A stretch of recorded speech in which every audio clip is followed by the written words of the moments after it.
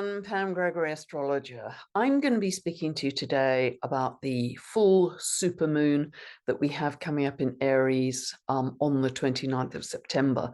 Now, I've already filmed a video with conversation with David Farrell, plant medicine expert, about the equinox, the Libra equinox, and I'll put the link for that video below. So I've covered quite a lot of the astrology around the previous week, around the 23rd, but this is going to be focused much more on the Aries full supermoon, because there's just, again, such a lot to say about this. This is the fourth supermoon in a row, very close. This means that the moon is very close in its orbit to the Earth. It's exerting, therefore, a much stronger pull on the tectonic plates and on our psyches. So, as always, seismic potential is greater at these times. Let us just pray that we don't have other horrors such as just happened in Morocco, and sending many prayers and much love to those devastated communities. So often I don't want the astrology to actually produce what it has the potential to. And that's merely the physicality of the moon having a much stronger gravitational pull on the Earth. So it's astronomical, in fact, rather than astrological. So this full supermoon in Aries happens on the 29th of September. It happens at 2:57 a.m. Pacific and 10:57 a.m. UK time. And so with any full moon, this is the point in the moon cycle, which is the culmination, the peak, if you like. So it tends to bring feelings to a head always. And because it's in Aries, this is an incredibly dynamic full supermoon. Could be very eventful. It's dynamic, it's action-oriented. This is warrior energy, Mars, ruled by Mars, god of war. It's extremely focused, single-minded. It's energetic, it's speedy. Aries likes to do things quickly, thinks everybody else is too slow. So it can be quite impetuous and impatient, very goal-oriented. It's a restless, edgy, driving energy, constantly wants to have foot on the accelerator the whole time. So it's quite high-pitched in terms of that. It's one of the key signs that I associate with sovereignty, along with Leo. And sovereignty is absolutely one of the big themes for this full supermoon. So let's take a look at this. Let me share my screen with you now.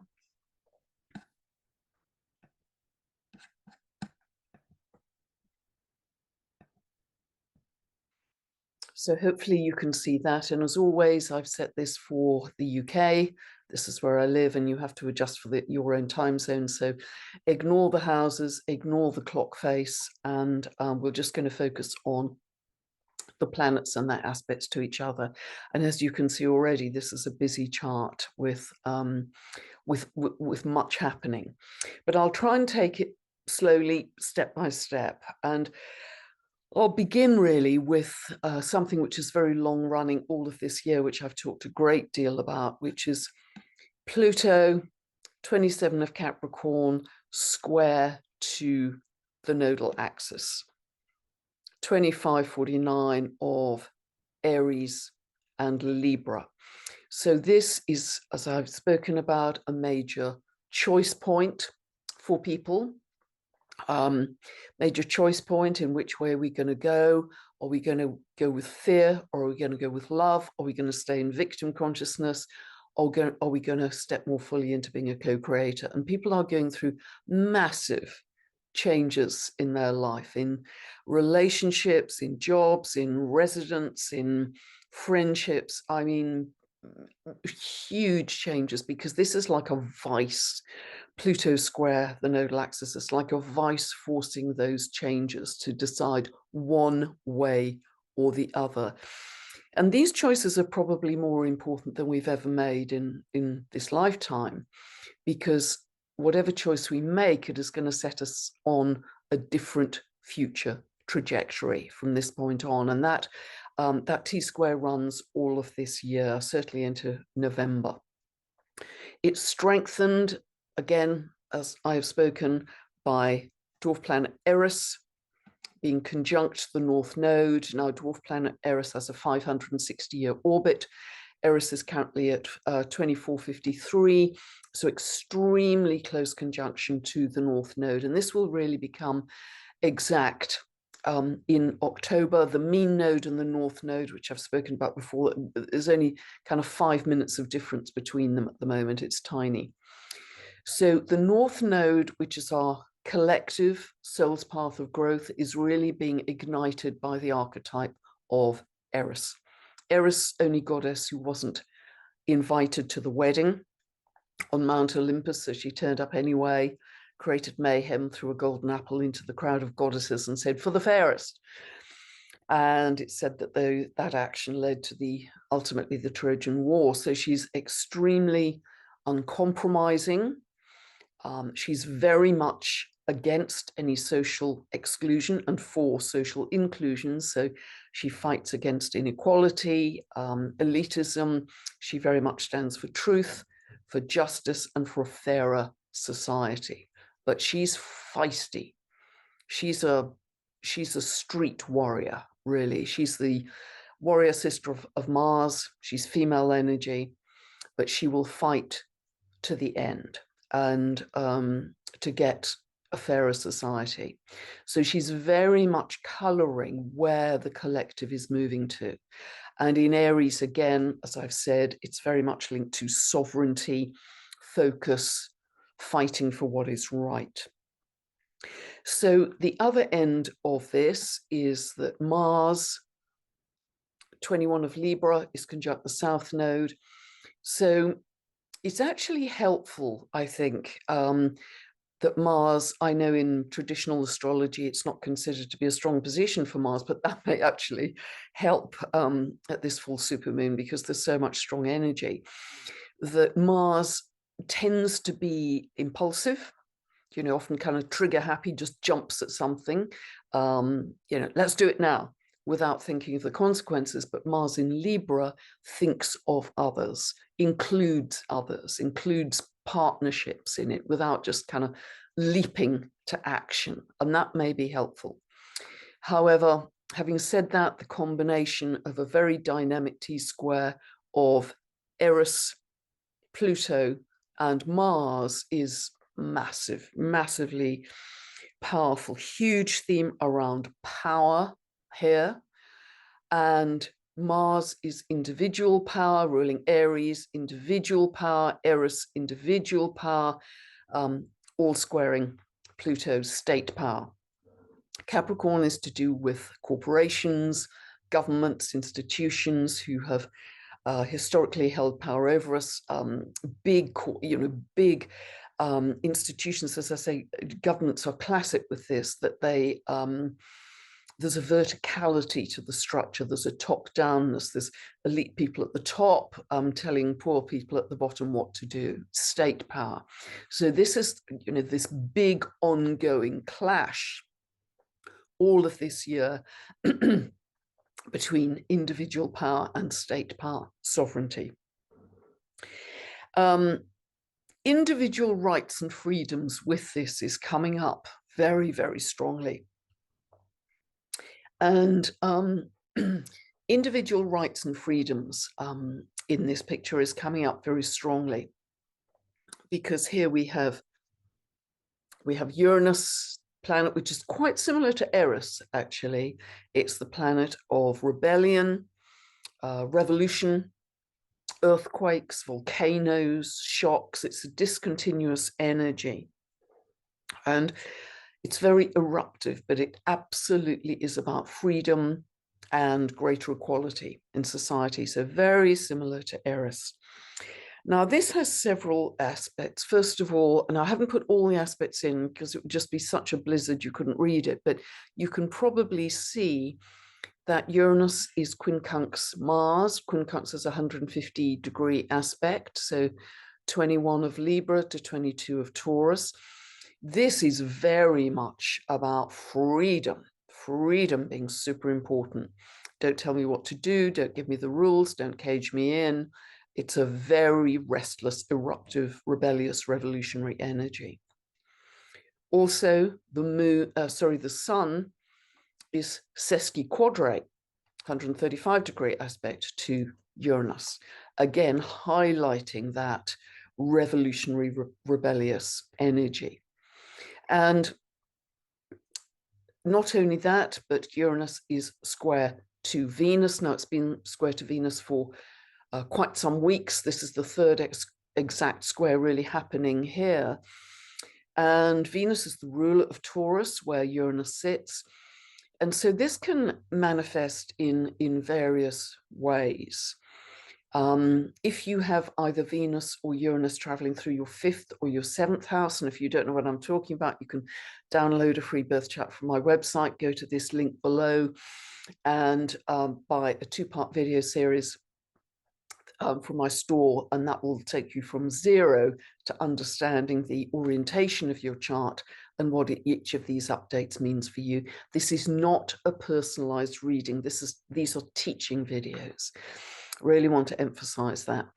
So if either Venus or Uranus are falling in your 5th or your 7th house, this can bring up, if you're available for a relationship, a sudden out of the blue relationship. It could be with someone younger, foreign, different background to you, feels exciting, but it's very off and on, bit of a wild ride. If you're in a relationship, this can create a greater desire for freedom and independence. It can also work in a values sense. Uranus stays in Taurus, ruled by Venus until 2026, but very much about a radical change in values. And absolutely, I think every single one of us has been going through a really radical shift in values away from material stuff towards sharing, love, community, Uranus. So there could be another kind of kick to that shift in values to an even greater extent. Always with Venus, and this is true of Taurus too, the sign it rules, one of the signs it rules, it can be linked to wealth, money, banking, currencies. And as we're moving into October, which is not only eclipse season, but also historically, if there's going to be any volatility in the stock market, it's very often in October. This is an aspect of potential volatility as we enter October. So it could manifest in that way too. The other aspect, so Uranus is very heavily aspected here. That's what I'm trying to say. The Uranian archetype is heavily highlighted because it has so many aspects. It's also trine to Mercury. Now, this can be absolutely wonderful for brilliant, original ideas, genius ideas, out-of-the-box ideas, very clever people natally who have a Uranus Mercury aspect. You know, they're almost plugged into the mind of God. It's kind of hyperactive downloads, insights. They can't explain, you know, how quickly their mind is working, where they're getting the information from. So the mind is plugged into a higher level, let's say. Could even be galactic information coming through. But indeed, this forms a fairly wide, but nevertheless grand trine in Earth, because we have Uranus at 20 of Taurus, 22 of Taurus, Mercury at 20 of Virgo, and Pluto at 27 of Capricorn. So this is an equilateral triangle, a loose one, but nevertheless operational in Earth. And we've had a couple of these recently. So this is about really new ideas, new thinking that could be related to either finance, currencies, economies, and or food production, agriculture, again, Taurus. I really want to say here that although there's clearly a very strong push towards centralized currencies, by governments, the direction of travel is decentralized. because not only is Uranus representative of decentralization, communities, grassroots up, but Pluto will soon be moving into Aquarius in January for 9 months, and in November 2024 fully for 20 years into Aquarius. And Aquarius is ruled by Uranus, the sign of grassroots up communities. So new ideas around those kinds of things, new ideas around health, Virgo, but bringing them down to ground, making them practical, new systems that work. Could be new financial systems. Mercury in Virgo suggests the very tiny, you know, are we looking at microcurrencies developing that are very localized in different areas? I think that's entirely possible and even likely. It will not simply be one big centralized digital currency, although that is, you know, clearly apparent right now. So that is very positive. Now, Mercury in Virgo, one of the signs it rules, is very keen to get the facts, the details right, you know, pin it down, dot the I's, cross the T's around health issues, Virgo, around issues to do with nutrition, the gut, very linked to Virgo. So it's keen to get that precision, but here it is opposed by Neptune. And Neptune can bring well, firstly, it can bring in, what are we trying to get precision on? Again, Virgo Pisces, that whole axis is linked to health. Neptune here is linked to, particularly in Pisces, is linked to any pharmaceutical drugs. It's linked to the media. It's linked to the blood. So it could be getting precision around those things. We really want to know the facts. But Neptune in its lower expression can actually throw a fog over the whole thing. You know, not clear, smoke and mirrors. Is this true? Is it not? And so where we need to go with this is that Neptune is in quite a long-term square all of next year to the galactic center at 27 of Sagittarius, and also square to Vada at 25 of Sagittarius. So this will be a long-term square through 2024. Vada, all of these dwarf planets move at round about a 300-year orbit, apart from Aries 560-year orbit and Sedna 11,400-year orbit. Vada, you may remember, with her husband Manwe in the myth, together they created the cosmos. And Vada had the responsibility of placing the sun and moon and the stars in the heavens and setting them on their course. So very beautiful. So she was a key part of creating the original cosmos. And so what this is saying, that if we're sort of hitting a wall in terms of this thick fog we're running into with the mind, that we have to go higher. We have to go higher with our intuition. People who have any planets or angles around 27 of Sagittarius, give or take 2 degrees either side, 2-degree orb, are very often extremely sensitive to energy. They're very tuned into energy, very acute intuition. And so Vada being there also heightens that. So this is a call to go higher. Check in with your energy, check in with your intuition, ask your angels, very much. And this is really connected back to source. I mean, the galactic center is one of the key places in our galaxy where, you know, we just have this raw plasma, divine intelligence pouring out, with which we create our world at the 3D level. So that is one strong signature to move up, you know, get out of the mind, the 3D mind, if you like. And the other one, of course, and I think I mentioned this last time too, is Uranus trine to Mercury, which I've just mentioned, because this is the plugging into the mind of God. Uranus I see as going beyond third dimension. You lose a sense of time and space, both with Neptune and with Uranus.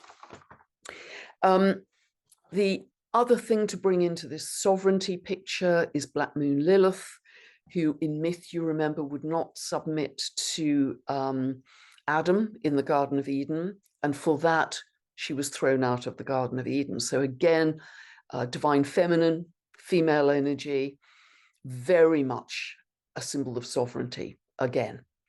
And she is conjunct the dwarf planet Orcus. She's at 13 of Virgo, Orcus is at 15 of Virgo. Orcus is the dwarf planet linked to the Etruscan god of the underworld, who punishes oath breakers who break break spiritual and divine law, and takes them down to the underworld and tries to help them make them see the truth, also linked very much to divine justice. So, you know, we've got a very clear picture here as well. The other thing I'd like to just point out, and then we'll move to other dwarf planets as well, is that at this full supermoon, oh, and by the way, this of course, at a full moon, you always have the sun and moon opposite each other. And Aries is me, and sun in Libra is we. Libra is all about partnership, so it's me versus we. You know, do I go it alone, or do I incorporate others as well in whatever actions I take? It's also linked to war and peace. Aries, Libra, Mars, Venus. So there's some other themes coming in here too. But another thing just to point out, and again, I haven't put the aspect lines in because it would just be too much, but Sedna, which moved into Gemini, I believe it was in June, tipped into Gemini, is now in an out of sign trine to Pluto, and they are in a dance from now on, really right through till the end of 2024 and beyond, because they, you know, Sedna was hovering around the end of Taurus, an earth sign, just as now Pluto's hovering around the end of Capricorn, earth sign. Sedna's just shifted into Gemini, air sign, and Pluto's about to do the same in January. So they're kind of having this dance. They're almost in lockstep. Both of them, of course, have big themes of death, transformation, and rebirth. They're linked to loss, grief, surrender, but ultimately a profound transformation. They're linked to a lot of new technology coming in, both as Pluto moves into Aquarius and Sedna in Gemini. Communication, technology, we're going to have an incredible speed of development with technology of all kinds, including some very beneficial healing technologies too. A lot of development, I think, in social media, a lot of development in AI. I think Sedna in Gemini is very linked to the development of AI as well. And I'm actually going to be interviewing Alan Clay at the end of the month, and that's his very strong feeling as well about Sedna. He runs the Dwarf Planet University. He's done some, you know, deep and exquisite research on the dwarf planets, and I have great respect for his work. So I'm going to be interviewing him then, end of the month, actually around about the time of this full supermoon. But just picking up this theme of this trine between Pluto and Sedna, we have the sun at 6 degrees of Libra. So essentially, this is another grand trine in air, with Pluto being out of sign. If it had just tipped into Aquarius, it would be very easy to see that grand trine in air. So this is all kinds of brilliant new ideas. This is the intellect coming in. Grand trines are very positive. They're very lucky generally, but very much to do with new ideas and the mind. Also sociability, coming together again in community. Now, something again which is very strong, and again this is going to be running all the way through from now till 2024, because the dwarf planets move so slowly, around about 300-year orbit each. The full supermoon at 6 of Aries is conjunct Salassia. Salassia at 8:52 of Aries. Now, Salassia is this beautiful archetype of mermaid energy, wife of Neptune in myth. She's linked to the sunlight and moonlight shimmering on the seas, very linked to the seas, but also, I believe, very linked to photonic light. Photonic light, and of course, there's surges of photonic light coming in right now, with which we are creating. We create with light. We create with plasma. We create with light. We create with divine intelligence. And Selassie is the most beautiful symbol for that. And this full supermoon is really highlighting that. Now, both this moon and Selassie are in a square to Kwawa. Kwawa at 6 of Capricorn. Kwawa is a creator god linked to the Tongva people who originally lived around the Los Angeles basin. The archetype of Kwawa is that there is always a price to be paid for the chaos, a price to be paid for the chaos. But its purpose is to go beyond the chaos, to create, to raise community, come together in community, and through community, through song and dance, to raise the frequency of the people, and only then set a clear intention to create and manifest. Because you don't want to create setting an intention from chaos. You want to create through joy. And that's what Kwawa does. But very much that archetype is anchored in community, working together in community. The other part of this T-square is Kwawa square to Makemake, and Makemake is opposite the moon, conjunct the sun, and opposite the moon and Selassie. Makemake at 9 degrees of Libra. And Makemake, as I've been speaking about recently, is linked to the creator god of the Rapa Nui people, the creator god of Easter Island. And the archetype, the history of Easter Island is that it was a thriving ecosystem that was laid waste by the European sailors. They brought rats from the ship, they brought disease, they brought pandemics, they chopped down the trees and created a lot of ecological destruction. So Makemake is linked to pandemics, ecological destruction. At one point, the population was down, it is said, to 111 people, so depopulation, so big themes for Makemake: ecological destruction, pandemics, and depopulation. But it turned that whole situation around. From a tiny number of residents, it was able to regenerate, turn that whole situation around, and rebuild a healthy ecosystem. So many of these dwarf planets are about creation and regeneration, creation and regeneration. And so they sing us a higher song. They sing a higher song of consciousness for humanity. And that's really what I mean by, a couple of videos ago, I referred to living in parallel realities, where we're aware that there's a lot of destruction and demolition going on in one reality, and we can almost see through a glass panel, glass door to what's happening.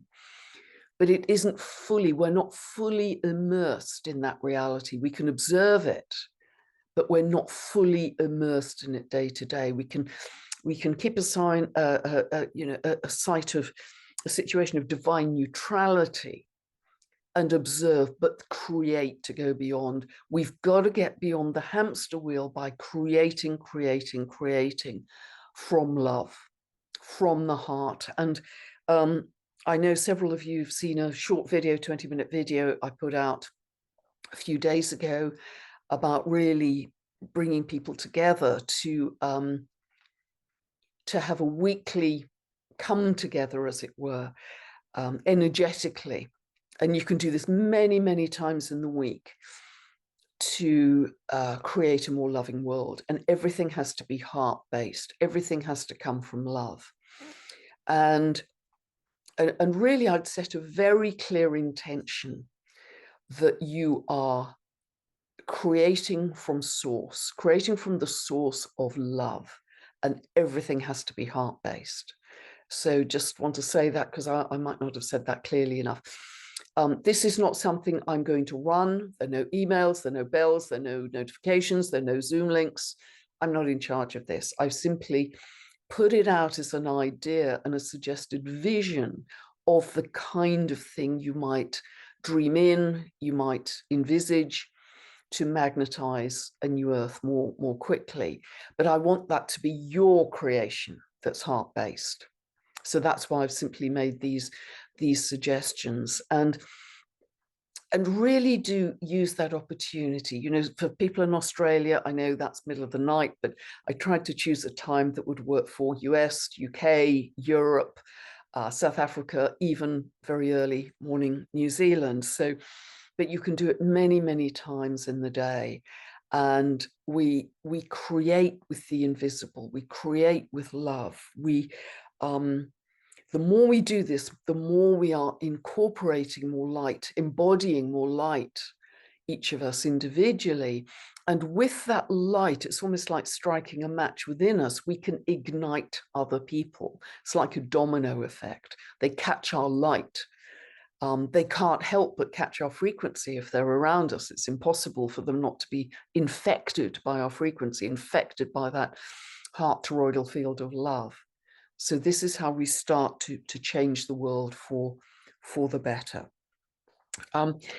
So that T-square that I've just described will be running all through the rest of this year and 2024. So very, very, very powerful energies at play here.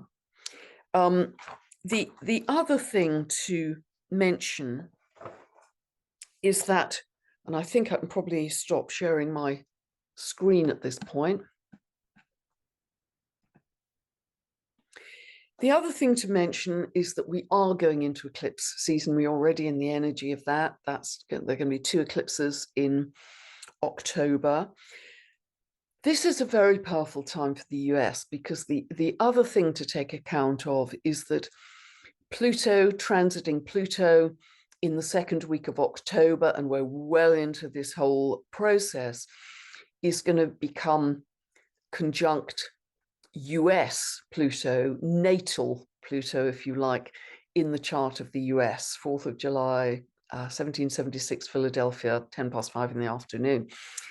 And it won't be absolutely exact to the minute. It'll just be a few minutes off, but it will be exact to the degree. And that will happen 2nd week of October, because transiting Pluto comes to 27 degrees 53 minutes of Capricorn. So it's exactly by degree conjunct US natal Pluto at 27 degrees of Capricorn. This is the last time it will be at this place for 246 to 248 years. So it's a big deal. Now, as I've spoken, as a whole video I did on US Pluto return, because the US was set up constitutionally at that 4th of July, 1776 point. And Pluto in that chart is in the 2nd house of the country's economy, values. It's in Capricorn, so it's to do with the Constitution. It's to do with politics, the whole political system. So there is no doubt that the US is going through a massive time of transformation. Think of the archetype of Pluto. It's like a tree that dies in the wood. It crashes to earth, it rots down, and it then creates new fertile soil for new life. So it's death, transformation, and rebirth. That's the process of Pluto. So there is no doubt, I think, with all the turbulence that's happening, well, all over the world, but it's very strong in America right now, that they are going through. America is being reborn. This will continue all through next year for sure, and maybe beyond that, but America is being reborn. What are the values for the US that they now stand for? Are they the same as was set out in 1776 and the founding fathers, etc.? Or have they changed? What about the political system, the Constitution? Are those all still valid? So I think there is going to be major kind of under the microscope period for the US. And I think the the way the US operates is going to change quite dramatically. Maybe, as I've mentioned in the past, even geographically, some states breaking away, and a different entity forming the US. So that is all in process. Now, personally, if you have anything between 27 to 29 degrees of the cardinal signs, that's Aries, Cancer, Libra, Capricorn, you are going to be feeling intensity in your life somewhere, for sure. So see where Pluto is moving at 27 of Capricorn, whether it's aspecting a planet or an angle, because it takes you deep. There can often be power struggles, manipulation, intensity, control issues. So see how that's playing out. But the purpose of Pluto is always powerful for you to step more fully into your power. It's always a process of empowerment. And it's about fundamental change. So many people, and you'll be experiencing this yourself or all around you, are going through huge changes. Relationship breakups, breakups of friendships, leaving accommodation, leaving long-term residence, leaving long-term jobs, whole reorientation in career, work focus. So many huge fundamental changes happening for people in order that they can more fully focus on their unique essence and their unique soul mission. That's what that T-square of Pluto to the nodal axis is about, for sure. Now, the other point to mention is that if I look at other countries' charts, a couple of countries that jumped out rather at this point are China and Taiwan.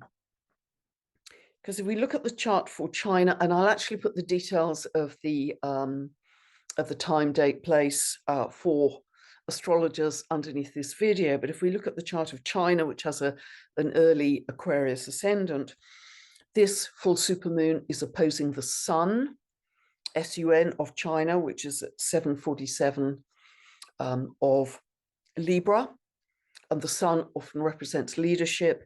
It is also squaring Uranus at 5 of Cancer, which is the chart ruler, because it rules Aquarius, the chart ruler for China.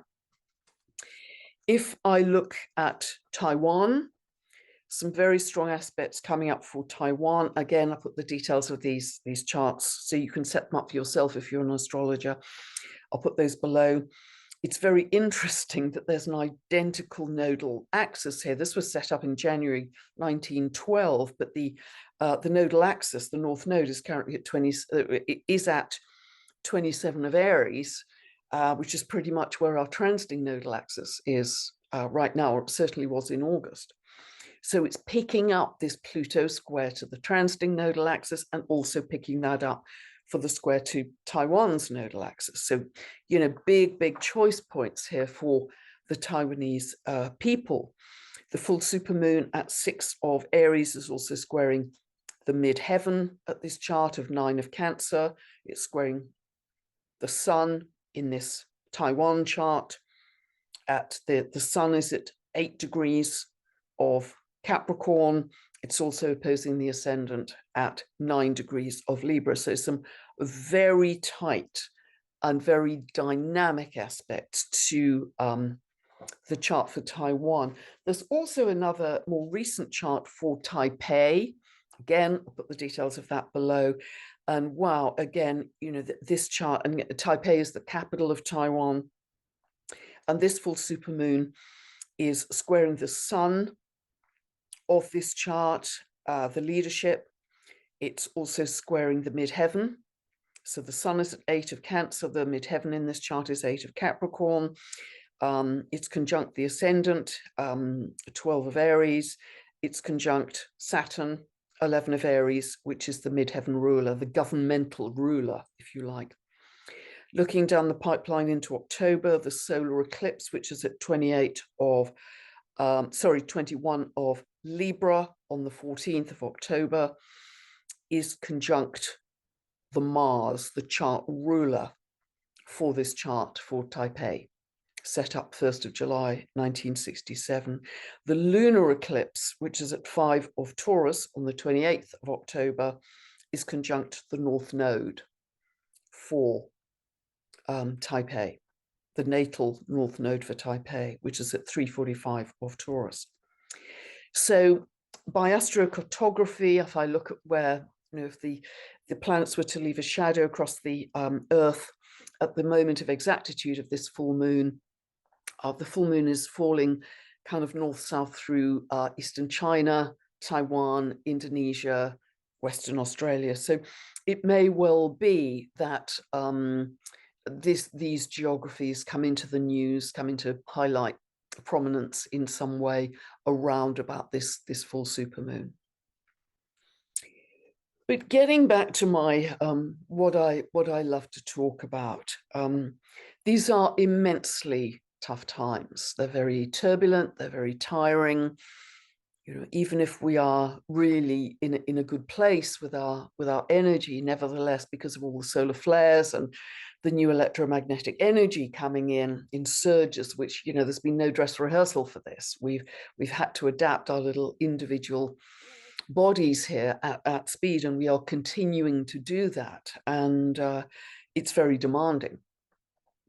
But really do know that New Earth is already here as a frequency. It's not a place, it's a frequency.